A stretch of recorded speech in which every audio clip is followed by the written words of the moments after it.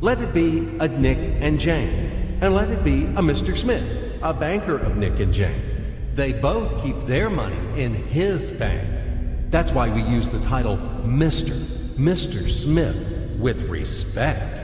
Nick really wants to buy, well, let's say Jane's bicycle, but he has no money. More precisely, he has money, but not enough, only $10, while Jane wants $100 for her precious bicycle. That's a problem. What should Nick do? Well, this bicycle is so desirable.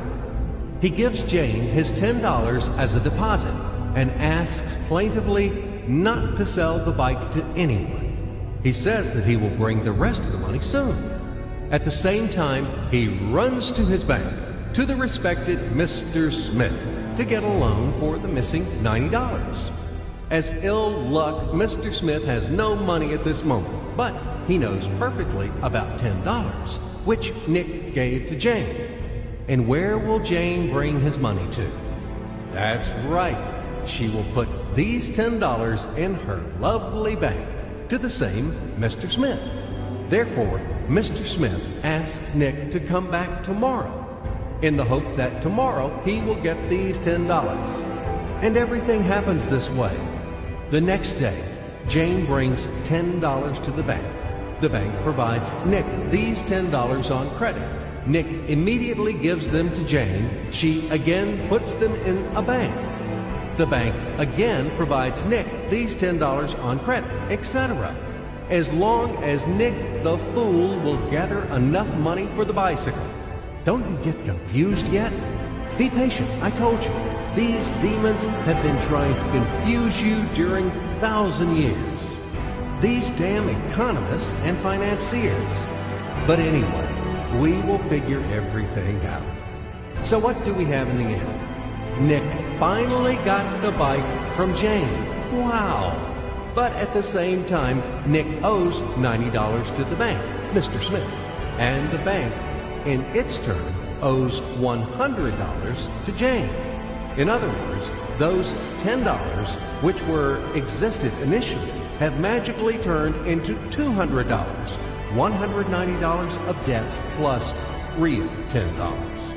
But these $10 would also turn into $1,000, even in a million or a billion, if Nick would make a more expensive purchase. In this case, our $10 would make the increasing number of its cycles, circuits from hands to hands. That's it. So, what happens in today's world? SOS! It appears that banks also make money out of thin air and multiply them. Not only Fed can produce money, but banks either. In short, everybody can do this, except you and me. We are not in the business at this celebration of life. I would like to print or draw some money as well. In fact, these banks multiply money without any control. And we're still wondering why the banker lives better.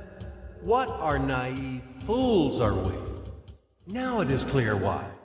The one who produces the money, of course, lives better. But this is not enough. From this moment, poor Nick will never be able to repay his debts owed to the bank, no matter how hard he would work.